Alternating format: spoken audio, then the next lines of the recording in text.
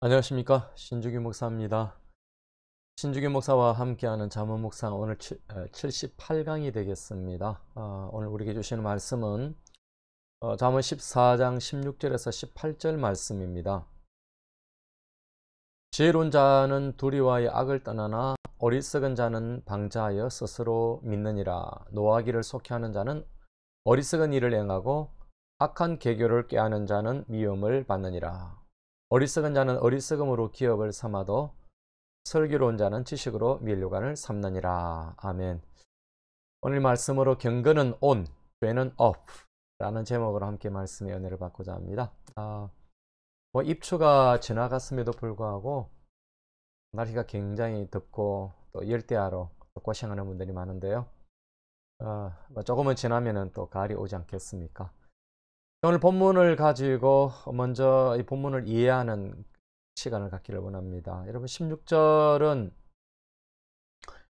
두려움과 방자함의 비교입니다. 지혜로운 자는 인간의 악과 어리석음이 그렇게 처리할 수 있는 위험을 잘 알기 때문에 매사에 조심스럽게 행동하겠죠. 그런 지혜로운 자는 위험한 요소를 배제할 줄 아는 그런 지혜가 있는 것입니다. 이처럼 경건한 두려움이라고 하는 것은 모든 거룩한 일을 소홀히 그렇게 수호해주고 또 거룩하지 못한 것에 대해서 또 지켜주는 그런 지혜가 있는 것이죠. 반면에 여러분, 어리석은 자는 위험을 고려하지 않고 살기 때문에 그런 심각한 위험에 빠질 요소가 있습니다. 이게 방자하다라고 하는 말은 그 히브리어로 아바르, 지나가다, 소멸되다, 성을 낸다, 이런 의미가 있습니다. 어리석은 자는 방자하여서 스스로 믿고 저돌적으로 계속 밀어붙이고 나가는 것, 이런 것을 말하는 것입니다. 이런 어리석은 자는 제지받는 것을 굉장히 견디지 못하죠. 하나님의 그런 진노와 저주를 무시하면서 자기의 반역을 고집하고 또 대담하게 그런 범죄를 야기시키고 위태한 고개를 부리는 것이 어리석은 자다라고 볼 수가 있는 것입니다. 여러분, 17절은 분노와 악한 계교에 대한 그런 교훈입니다.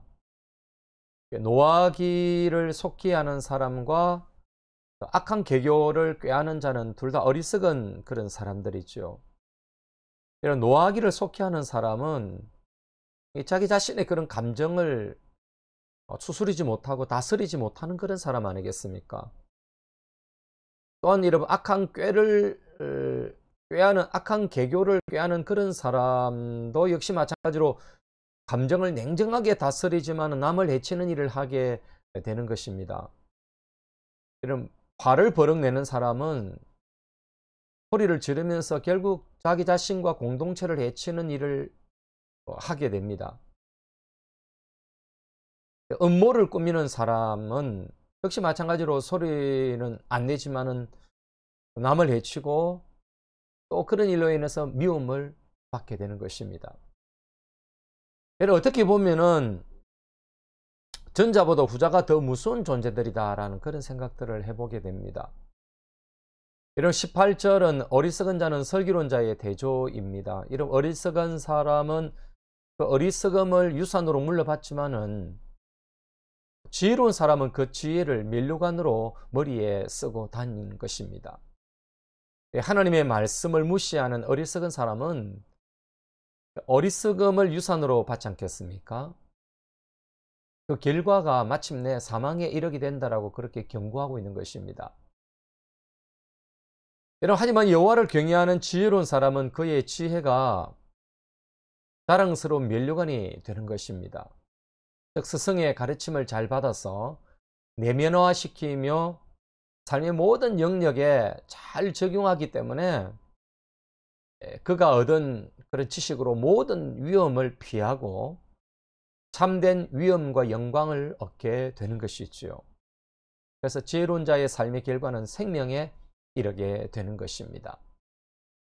이 말씀으로 세 가지를 한번 적용해 보겠는데요. 그 첫째는 경건은 on, 죄는 off입니다.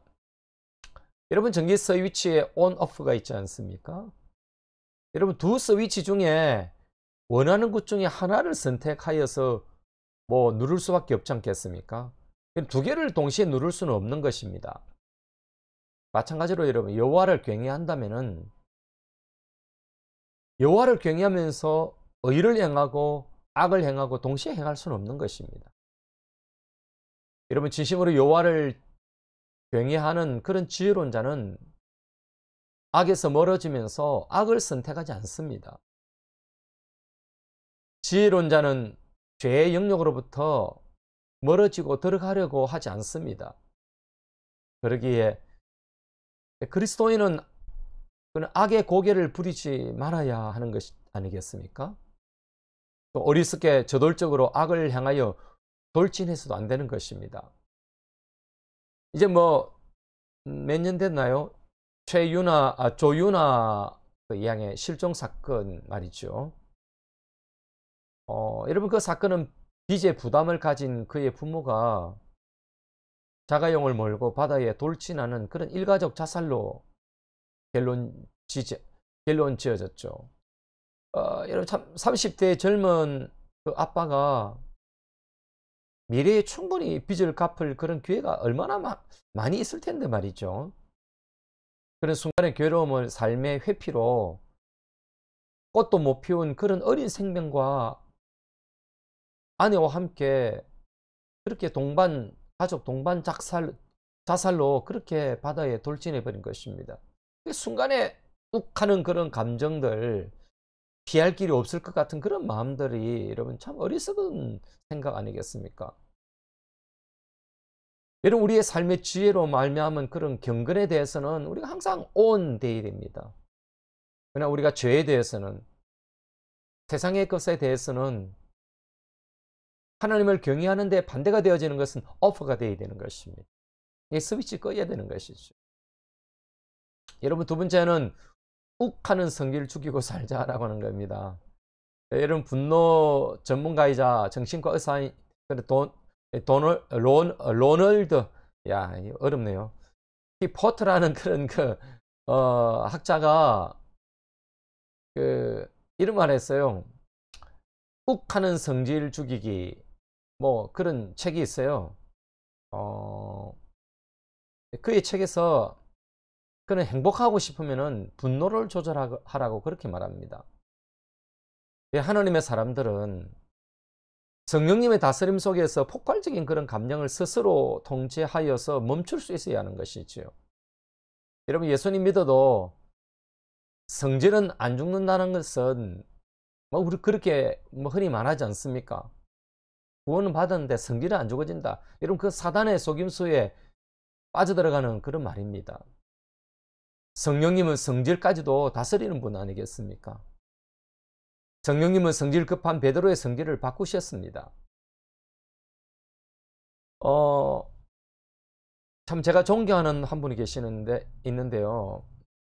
설교와 말씀을 참 천천히 하시면서 묵을호인처럼 보이는 그 박희천 목사님, 전 총신대 교수님이셨고 내수동 교회의 원로 목사님이셨죠.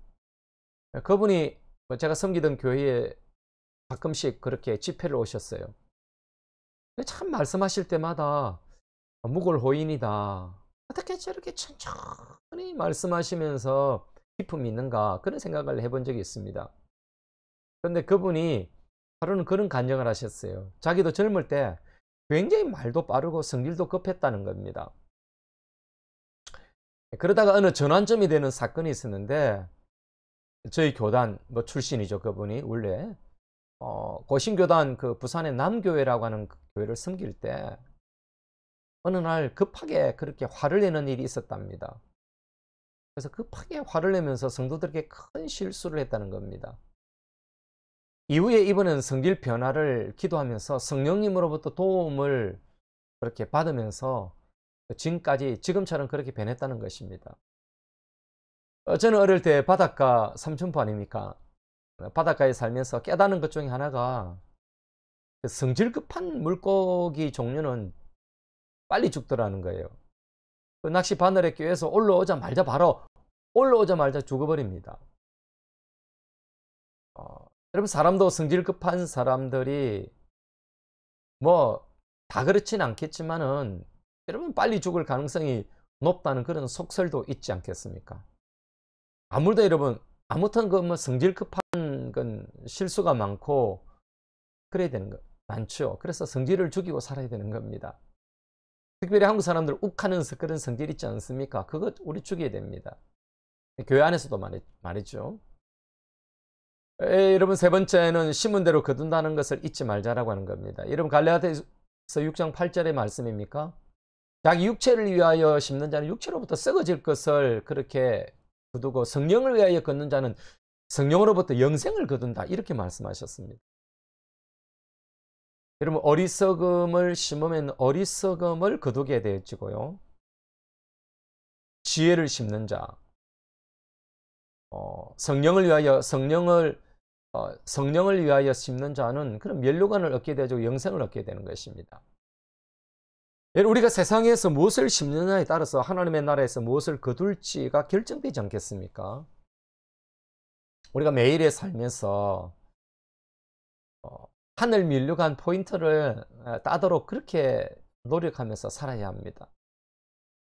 날마다 원망과 불평을 심으면요, 결국 어리석음을 거두게 됩니다. 사단의 꾀를 쫓으며 사단의 방법을 심으면 멸망을 거두게 되는 것입니다. 성령님을 위하여 심는 자가 되어야 하지요. 하나님의 나라를 위하여 심는 자가 되어야 하는 것입니다. 여러분, 누군가를 위하여 축복의 기도를 심으면 하나님의 복의 멸류관을 받게 될 것입니다.